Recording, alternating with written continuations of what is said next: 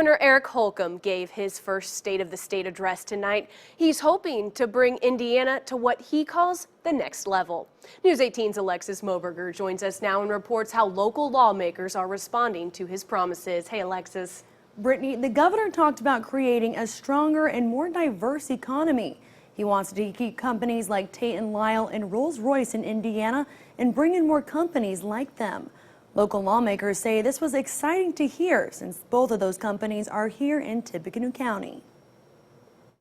Governor Eric Holcomb focused his first State of the State address on 5 priorities to bring Indiana to the next level. Let's not be afraid to think big, be bold, and act with courage. First, he hopes to make the state a magnet for jobs. Some local lawmakers were happy to hear a balanced budget and rainy day funds were part of that. A balanced budget amendment will ensure that Hoosier taxpayers continue to benefit from that fiscal discipline. Second, he aims to make roads and bridges sustainable over the next 20 years. But some lawmakers in attendance wanted to know how. What he didn't mention is which taxes he wanted to raise for our roads and infrastructure program, but he did mention that we would have to make very difficult decisions to fund what was needed. Holcomb also touched on developing a 21st century skilled and ready workforce. 10 years, we'll need to find 1 million new skilled workers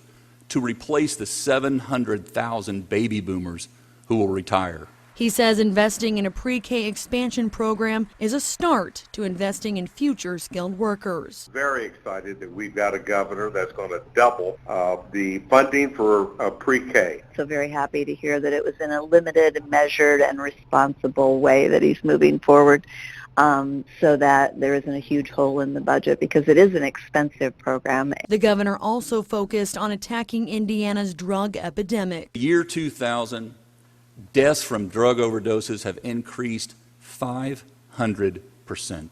Indiana ranks 15th nationally in overdose fatalities. We try to give a handle on this by giving more local control to commissioners at our county level to make decisions on the needle exchange. Holcomb also plans to give Indiana State Police a raise. Alexis Moberger, News 18.